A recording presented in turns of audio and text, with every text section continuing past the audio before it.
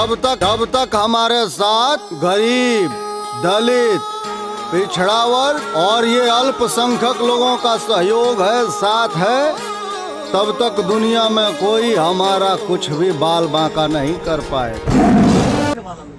सबको के सांझे बिहाने चैनल पे स्वागत बा, नमस्कार बा।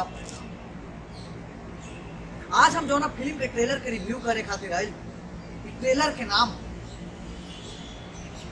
लाला के लालटेन। लाला के लालटेन एक्टर और यानी कि अभिनेता के रूप में आइल बा यश कुमार, अभिनेत्री के रूप में भाई स्मृति सिन्हा जी और एक सह कलाकार बा संजय पांडे। जो फिल्म बा ये स्काई लाइन के बैनर तले बना।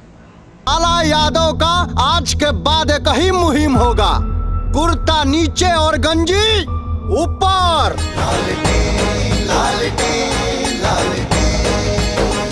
बात की जाए ट्रेलर के, तो ट्रेलर देखला से ही पता चला था कि पूरा कहानी एगो राजनीतिक बैकग्राउंड और राजनीतिक मेन स्टोरी लाइन बना के दर्शावल।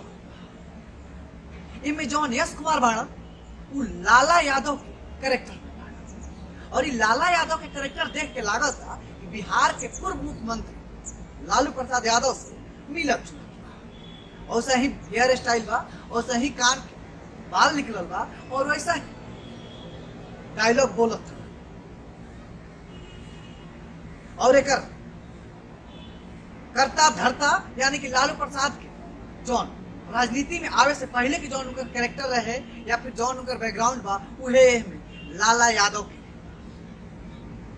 जैसे कि फिल्म के नाम है लाला के लालटेन, वैसे ही एक कहानी भी, यानी कि एगो लड़का गांव से निकलल जो नाच उच देखे में मशगूल रहत रहे, ओकर राजनीति करे के कैसे अंदर इच्छा हो गई और कैसे वो दलित, पिछड़ा और वंचित के नायक बन गई।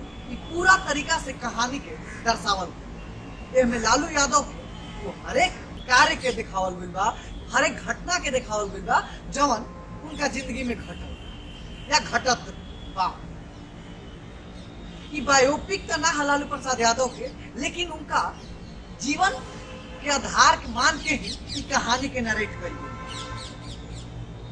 और डायरेक्टर एक बखूबी डायरेक्टर बा धीरू यादव, ये बात के बखूबी ध्यान में रखले बा कि लालू प्रसाद यादव यानी यादव कम्युनिटी के निराश नहीं करके, तभी वो डायलॉग एक से बढ़ के एक लगैले। ये में एगो डायलॉग में जौन एगो डायलॉग बा, जौन डायलॉग हमरा बहुते पसंद आई। वो डायलॉग बा, क्या नाम है आपका? रंजन कुमार। अरे रंजन कुमार का? रंजन कुमार बैठा। इसी झिझक को दूर करने का नाम है लाला यादव।